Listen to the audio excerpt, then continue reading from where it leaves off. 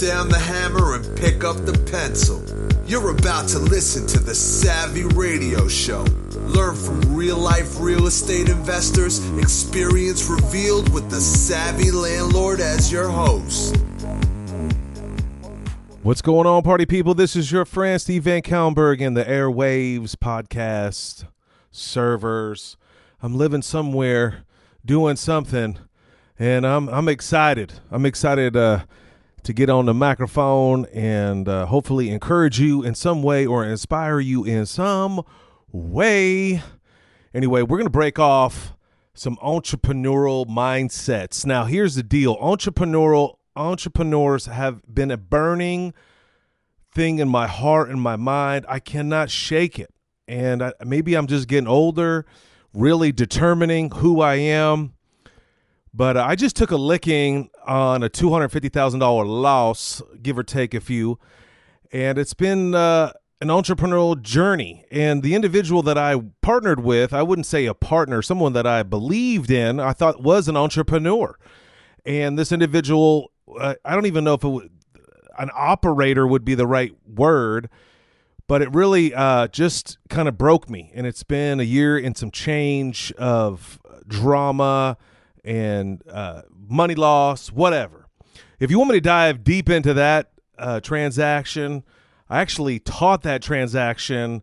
It was probably the most creative transaction I've ever done in real estate, and that was about a year ago or so at Advanced Investors Alliance, this monthly meetup that we do. But if you want to know more about that, text me, because I haven't had anyone respond to me if they want to know more about that. I mean, I put it on Facebook and people kind of randomly ask me questions. I kind of lightly answer those. But if you want to dive deeper in that, or if you have a question that you want to ask or whatever, hit me up, 405, that's right, Oklahoma City, 405, represent 633-2528, and I can dive into that business and I don't know, maybe you can shed some light in your world. But, man, I'm on fire because we're going to talk about entrepreneurial mindsets today. And these are things that this is a mashup between two articles that I found on Entrepreneur.com. First of all, Entrepreneur.com, if you're not on Entrepreneur.com, every once in a while you need to get on there. I used to subscribe to the magazine, but, it's 2024, and who subscribes to any magazines? But it is a wealth of knowledge. At times it can be overwhelming, but take it in slow doses. And I think podcasts are off the chain. Anyway, I found these two articles a while back, and my heart was broken just recently about this entrepreneur endeavor. But at the same time, I know who I am now. So, maybe we could let that out later. But we're going to talk about entrepreneurs and kind of give you the right mindset and see after this podcast, is it really you? Number one, right out the gate, you got to know what you want, okay? I think we lose touch, especially on YouTube. People want to be rich. They're driving around in McLaren, but they don't understand it takes work. And you may think working like digging ditches could get you a McLaren. There's a lot more to that. And I struggle with this with my son because he's overwhelmed with this YouTube and thinks that he's going to be and do these things. And, I guess he knows what he wants, but you got to understand more than that. You got to have a burning, white, hot center. And I recently just published a book, and I haven't talked about it much, but it's called Rockstar Coaching, or starting a rockstar business start a business and be a coach and be a rock star. It's off the chain. I've actually had a bunch of people read it for the first time. And I had it constantly. I didn't want to finish. I'm not a finisher. I'm not going to speak that way anymore. I am a finisher. I'm slow at finishing. And I had some bombs drop off like that venue that blew up in my face. But I had someone push me and finish the project, praise them. And it actually turned out to be one of my best pieces of writing to date. And it's out, or it should be out any day, Rockstar Coaching. Anyway, but the thing that got me through that process, and it relates to know what you want, but I kept looking at my why. Why did I do this? Why did I start this effing drama? Why is this taking so long? Over and over and over. Every time I wanted to quit, which seemed like forever, and this is a long project. I think this project was a year and a half. and of pain. And then at the end, it was even more painful. But I looked at my why. Why am I doing this? And it kind of lightly propelled me.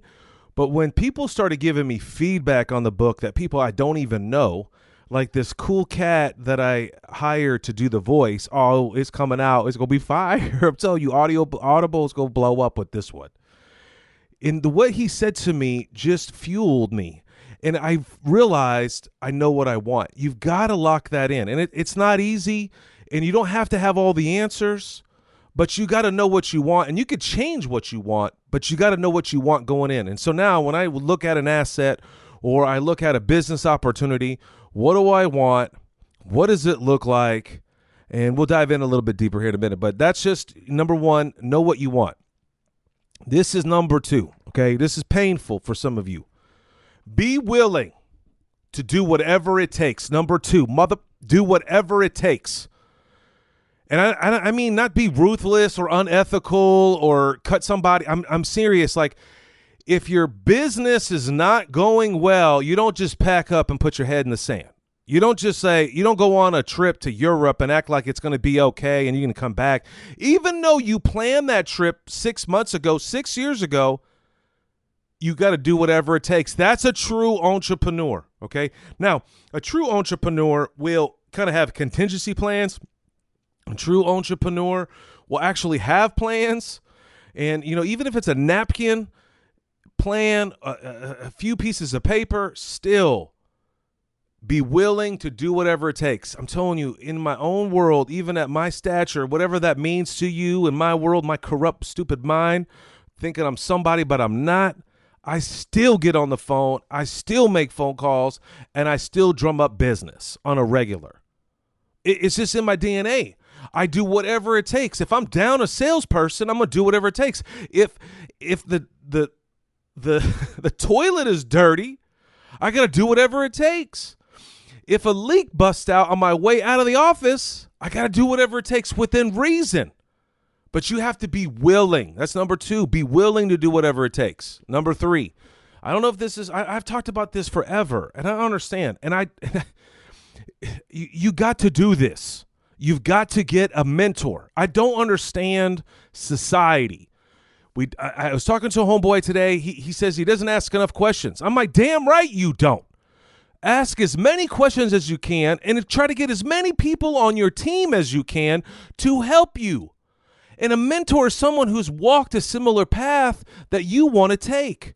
They're just a little further on. I mean, there's some people I coach right now. I'm telling you, I'm like 2 minutes ahead of them. Right now, I'm in this book right now. I don't even want to tell you yet because I got to finish it. But I feel like I'm just 2 minutes ahead of this one dude. But here's the thing. Even if you got to pay for a mentor, like I was convicted. I coach people, and I don't even have a coach right now. And I've been struggling and I just hired a coach. Praise him. And it was not, it wasn't an easy process. But I got a mentor. You've got to get a mentor.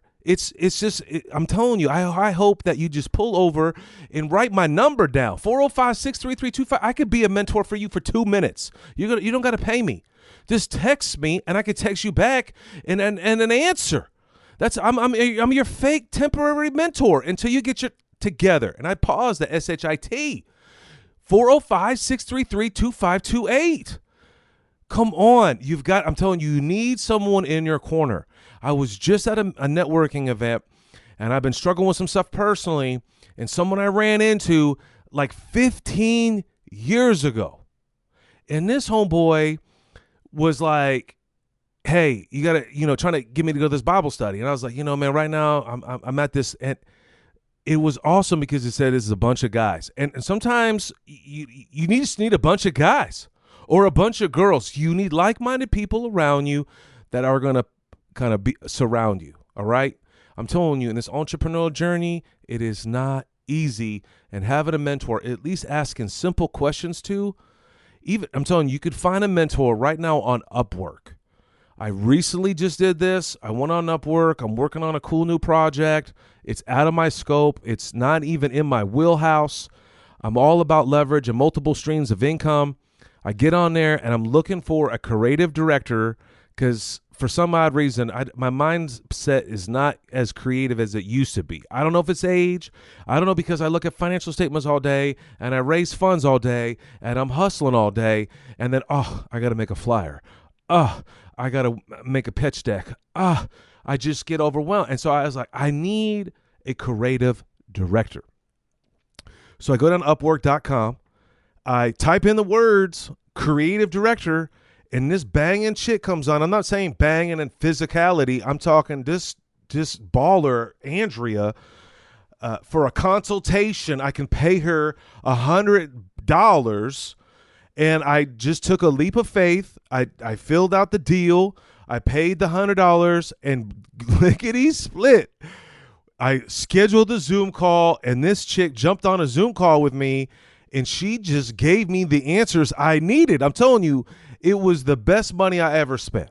I was struggling in this due diligence on this project. It was a creative manner, and this girl, within just a few, the things that came out of her mouth, she smashed me.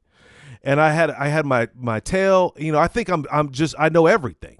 I think I'm so smart because my name is Savvy. And I realized I just got punched in the face from this gal that I don't even know where she's from. I just know her name was Andrea. And my tail was between my legs, and it broke me in a positive way, because I need to go back and do some due diligence. The questions she asked me, and by now I already spent money. By now I already created logos. By now I've already assembled a team, and I get with this mentor, you could say, consultant, coach, and I got slapped in the face. I'm telling you, it was the best money I spent so far. And it just crushed me. And I was like, I need someone right now that I can ask the simplest questions on, because I'm so colluded. I'm on a big project right now called Chiba Toasted Subs. It's fire.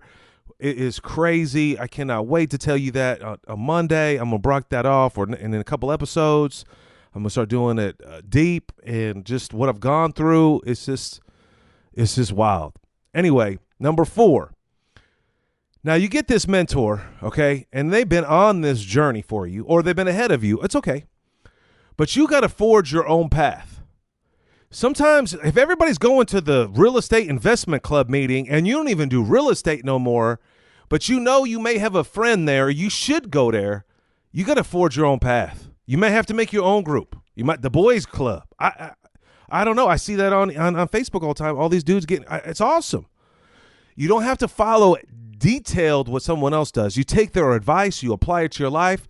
I'm telling you, the things that you did 10 years ago in different generations do not work today. I'm telling you, if you're trying to dating somebody today, Tinder and all that stuff don't work no more. It's Instagram. The only way I know this is because my daughter tells me this, and I'm like, it just fascinates me. So the point is, you've got to forge your own path. It's important to discern that you should never try someone else's exact path. And I just know this just recently from coaching. There's so much I've learned. I'm finally getting dialed into this deal. And I noticed that my path may not, my personality, some people think I'm this and that, but the reason why I'm outgoing, you may think that, or I have this podcast, I have an exterior motive. I need to eat. I need to raise funds. I need to make a sale. I can't sit on my couch in the dorm room and expecting people to come to my Friday dance at $3 a person at the roller rink if I'm sitting on the couch. So I had to tell myself I had to forge my own path, and I had to do something out of my comfort zone that I didn't want to do before. All right? Because what I wanted to do was just sit on the couch, but I realized my motivation was to get paid. And so I had to do whatever it took. I had to forge my own path. Number 5, learn from criticism. Okay? This is a tough one for you and for me and for everyone. But ultimately, you become stronger and more powerful as a person. I think this is the ultimate struggle. You got some good homeboys out there, good homegirls out there, but they don't really tell you. Like I struggled with this new book I just released. The interesting thing was I didn't have any of my friends read the book this time because I wasn't looking for people to hey, it was great, VanCauwenbergh. And maybe they didn't even read it. They just support me. And I'm honored to have some people to say these things. But the reality is I need criticism. I need criticism. Why? I want to be stronger. I want to be better. I don't want to be weak. I want to be the best entrepreneur, the best writer. Now, I know there's a certain level of writing because, my grammar, obviously the way I speak, you got that? You feel me? I definitely can get some criticism on my tonality. I got you. I hear you. You know it. But still, I'm still down to learn for criticism. And I'm just thankful I got a few homeboys that tell me. But I hired this new coach, and straight out the gate, he's like, you need to take a 360 assessment. I was like, what is that? And I've heard of the terminology before, but a 360 is like you get other people in your circle to tell you how bad you are. Come on. Sometimes you need to hear it because you can grow. All right? And sometimes it naturally just bubbles up inside of you. Like my homeboy the other day, he's like, man, sometimes I just overthink it. You do. Pull the trigger, homie. Pull the trigger. Send the loan application. Make that phone call. Fill out that resume. Go to Upwork.com and hire somebody. Push yourself. And you will fail, and it's okay. And you will learn from the process. When, a couple of my homeboys asked me about that transaction, I lost $250. I said, I just got a master's degree. I just got my doctorate in Hustleville. Come on. Number 6, keep it going. I'm telling you, I've been taking some licks. I could cry right now if I even talk about them. That's why I'm not even telling folks about all the drama that I had to deal with in this last 6-9 months. But I have to keep going. Even when my mom died, I had to keep going. Even when my brother died, I had to keep going. Even when I lose and fail, you got to keep going. Success rewards consistency. Those 3 words. Success rewards consistency. Listen, sometimes I notice for a fact right now I'm on a gangster weight just getting ripped out here, but it's going to take 6 months. It's going to take consistency, getting up at 5:30 when I don't want to and hustle over to Orange Theory and get it done. I don't even post about it. There's no need. It don't matter. He's so special because he's at Orange Theory because no. It's special in 6 months when you see me and you're like, damn, you can too. It's consistency. Success is truly the result of diligence and steady practice. Now, the true thing about entrepreneur I just learned is earlier, know what you want. Now, I write out number 1. I know what I want. I write out what's my goal, what's my agenda, what does it look like. I have this whole new process I go through when I start a new endeavor. But my second thing on my new endeavor sheet is this: do mother effing diligence. Call somebody that's doing it. And I'm opening up this Toasted Chiba Sub restaurant, and it's probably the most due diligence I've ever done. And I flew to every single store I can go to within reason, drove to Arkansas several times, just called every single owner that would answer my call. That's due diligence. You've got to it's a good idea, but in some people are going to be some naysayers. And I'm not saying you just call your homeboy, hey man, what do you think? I'm going to open up a food truck. And he's like, nah, that's whack, man.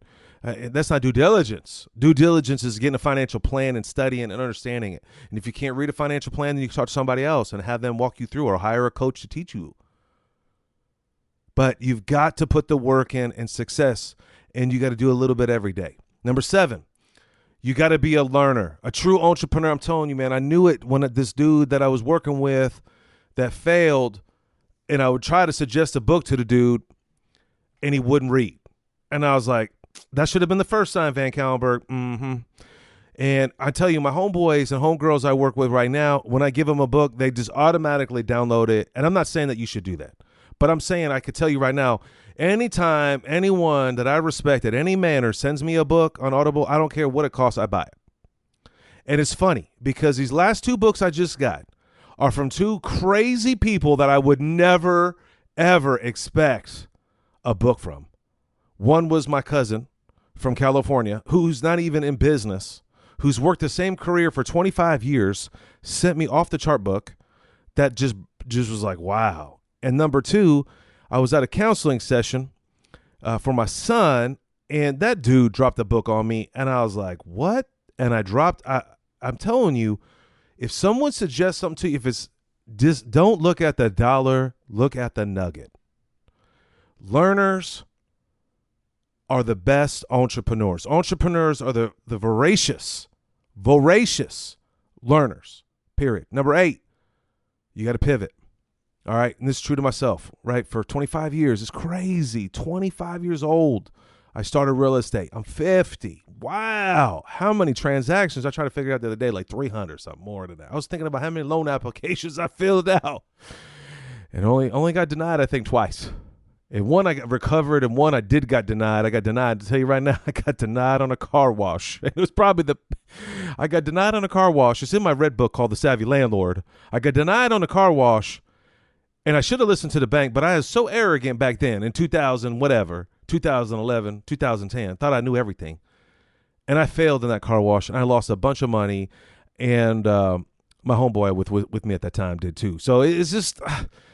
But here's the deal. You got to learn to pivot, right? Like I tried to pivot from real estate, single family, rental property, ghetto cribs back then into a car wash. That's a potential pivot, but that pivot didn't work. But true entrepreneurs know when to pivot. And it's not to chase something shiny. They realize the writing's on the wall, okay? And a lot of people are just amazed that I'm out of the real estate game. And it's really hard for me. I love real estate. I'm about it. I'm kind of burned out on it. But I'm telling you, and I see a bunch of dudes getting deals and girls getting houses. And there's always going to be deals out there. There's always going to be distressed property. It just depends on how hard you want to work. But I see the writing on the wall, ladies and gents, when insurance is off the charts, gobbling up 20-30% of your cash flow. I don't know. I'm just saying. I'm guessing. Taxes, of course, will always go up, and interest rates, right? There's certain variables you cannot control. You can control interest rates. You can borrow private money. You could use cash, okay? Cash on cash return. But, it's difficult to self-insure if you get a loan. You can't. And then taxes, you could try to fight it. One day there'll be a law firm coming in Oklahoma City, I promise you, that will start knocking out this assessments. But still, that's not why I'm leaving real estate, but I'm pivoting into entrepreneur endeavors. And I'm partnering with people. And if that's you, hit me up. You got my phone number, 405-633-2528. But, you may need to pivot from single family to commercial or commercial into multifamily. And if you find a lane that you're solid in, then that's okay. You don't have to pivot, but you just need to take a look at it. Number 9, Neener in the Funk House. Rebound, rebound, rebound. You swiftly from your failure and adversity. If you ever follow me on Facebook, I say this thing called on to the next. You've got to rebound. I'm telling you. I know some folks out there I'm telling you, in Houston, Texas, Dallas, even Oklahoma City, man, people are defaulting on multifamily homes right now, and it's painful. Painful for the lender, painful for the investor. It's sad. It's coming. It's here right now. You got to rebound. You cannot let it destroy you. You got to swiftly accept the failure or avoid adversity, take it, and rebound and move forward. Anyway, this is your boy, Steve VanCauwenbergh. You tuned in to to the Savvy Radio Show. The number one goal is what? Assets that put money in your pocket. If you don't know that, you got to learn it. Read it. Be a leader. If you want to be a true entrepreneur, if any of these resonate with you, hit your boy up. Go to my website, savvypodcast.com. You can click a button and just hit a recording and tell me what you think. You can send me an email or you can text me. 405-633-2528. Appreciate you that you made it this far. 20-something minutes. Let's get this. Let's go. Go buy assets and make it work. Thanks for listening to the Savvy Radio Show. Glide online and listen to our other motivating episodes at savvyradioshow.com. Connect on Twitter at LandlordBook and always be buying assets.